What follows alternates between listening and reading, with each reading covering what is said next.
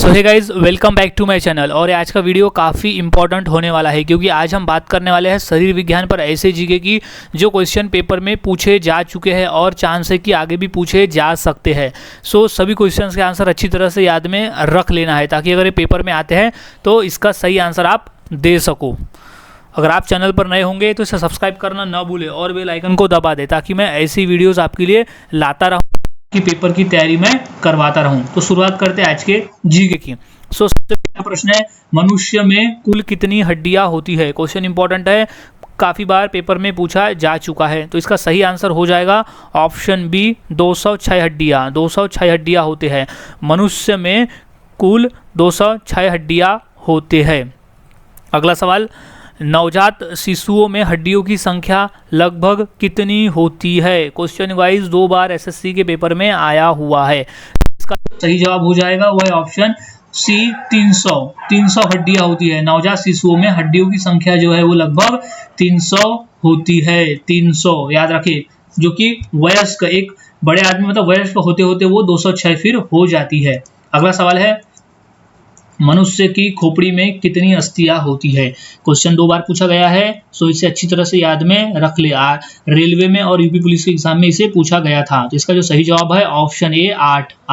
मनुष्य की खोपड़ी में टोटल 8 हड्डियां होती है। हड्डी यानी अस्थि होती है, सो हड्डियां होती है 8। अगला सवाल है, मनुष्य के शरीर में पसलियों के कितने जोड़े होते हैं। क्वेश्चन मोस्ट इंपॉर्टेंट है और 2 से 3 बार ये पूछा भी जा चुका है। तो इसका जो सही जवाब हो जाएगा वो है ऑप्शन ए 12।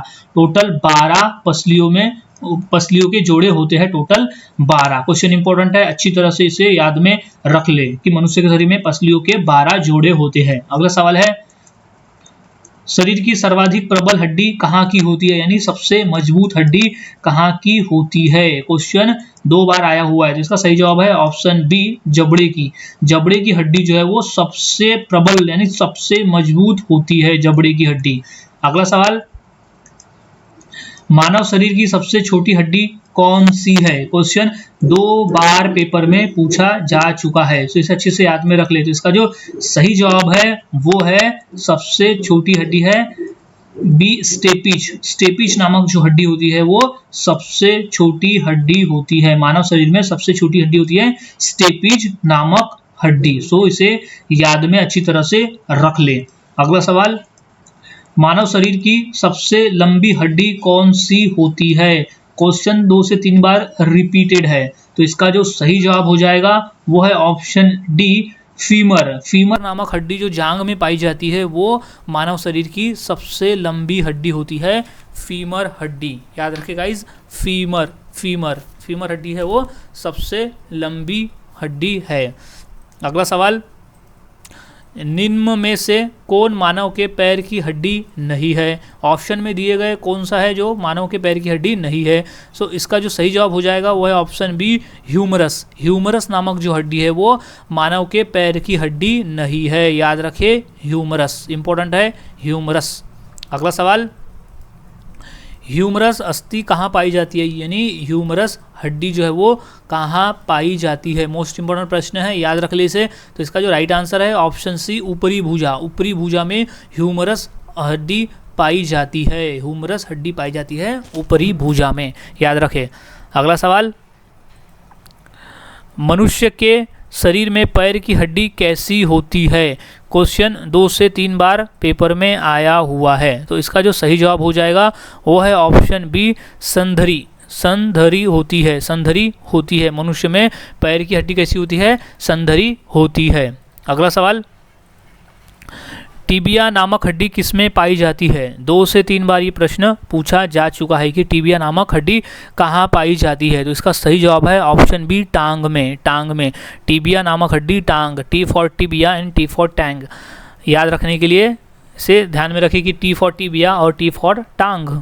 अगला सवाल, मानव शरीर के किस अंग की हड्डी सबसे लंबी होती है। क्वेश्चन 2 बार पेपर में आया हुआ है। सबसे लंबी हड्डी कहाँ की होती है, यानी कौन से अंग की होती है। तो इसका सही जवाब है ऑप्शन बी जांग। जांग की हड्डी जो है वो सबसे लंबी हड्डी होती है, जांग की हड्डी, जिसे हम फीमर भी कहते हैं। सो इंपॉर्टेंट प्रश्न है। अगला सवाल, मानव शरीर के किस अंग की हड्डी सबसे छोटी होती है? क्वेश्चन पूछा गया है 2 बार। तो इसका जो राइट आंसर हो जाएगा गाइज वो है ऑप्शन, सबसे छोटी हड्डी होती है कान की। कान में जो पाई जाती है स्टेपिज नामक जो हड्डी होती है वो सबसे छोटी हड्डी होती है। सो इम्पोर्टेंट है प्रश्न, सबसे छोटी हड्डी अंग है कान। अगला सवाल,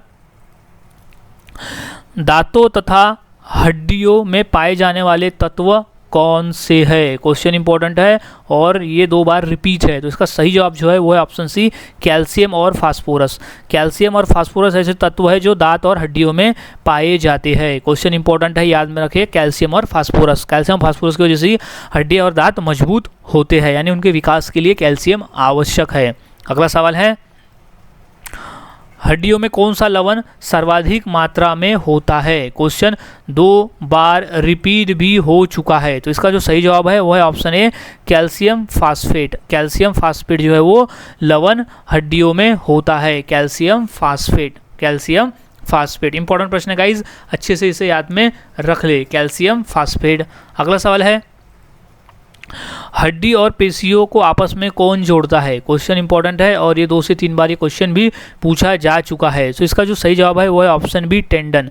टेंडन जो है वो हड्डी और पेशियों को आपस में जोड़ने का काम करता है। टेंडन, टेंडन जो है वो आपस में जोड़ने का काम करता है। अगला सवाल है, मनुष्य के जीवन काल में कितने दांत 2 बार विकसित होते हैं? क्वेश्चन 2 बार रिपीट भी हो चुका है। तो इसका सही जवाब हो जाएगा ऑप्शन सी, 20। टोटल 20 दांत ऐसे हैं जो 2 बार विकसित होते हैं। टोटल 20 दांत ऐसे हैं जो 2 बार विकसित होते हैं। अगला सवाल, मनुष्य में पाचन का अधिकांश भाग किस अंग में संपन्न होता है? क्वेश्चन आया हुआ यूपी पुलिस के पेपर में।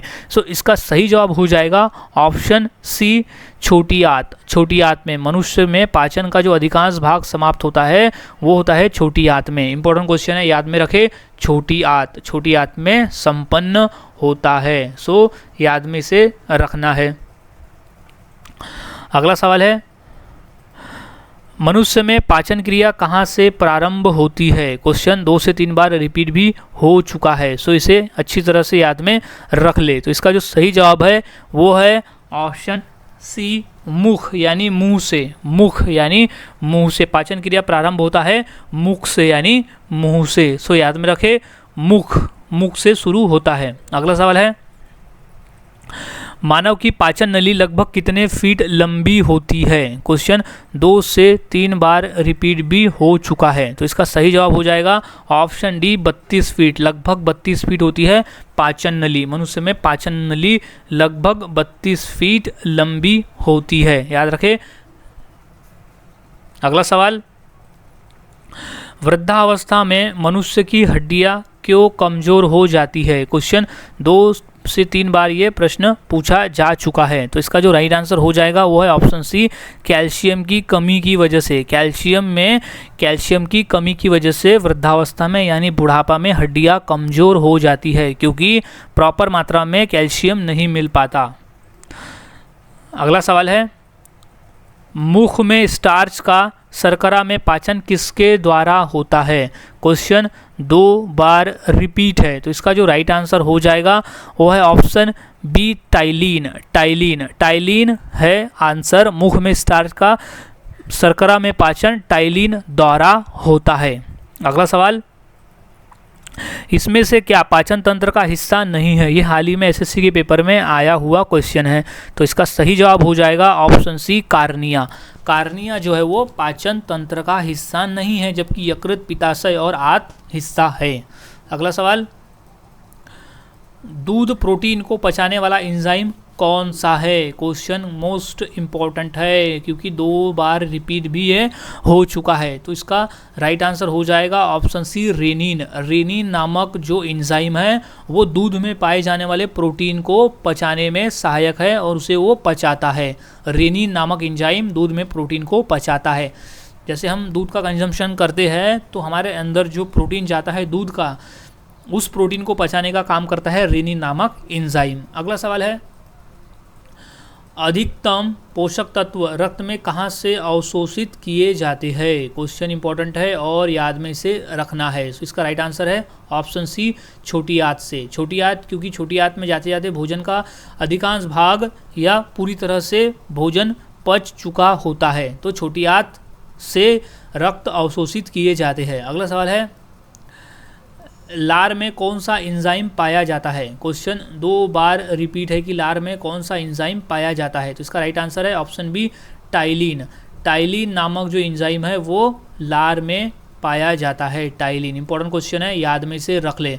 अगला सवाल है, पेट में भोजन को पचाने के लिए निम्नलिखित में से किसकी खास आवश्यकता होती है? क्वेश्चन इंपॉर्टेंट है और ये रेलवे में हाल ही में आया हुआ क्वेश्चन है। तो इसका सही जवाब है ऑप्शन सी, एंजाइम। एंजाइम जो है वो पेट में भोजन को पचाने का खास काम करती है। अगला सवाल, लार किसके पाचन में सहायक होती है? क्वेश्चन इंपॉर्टेंट है, 2 बार क्वेश्चन ये आ चुका है। तो इसका जो सही जवाब हो जाएगा वो है ऑप्शन बी, स्टार्च। स्टार्च, लार स्टार्च को पचाने में सहायक होती है।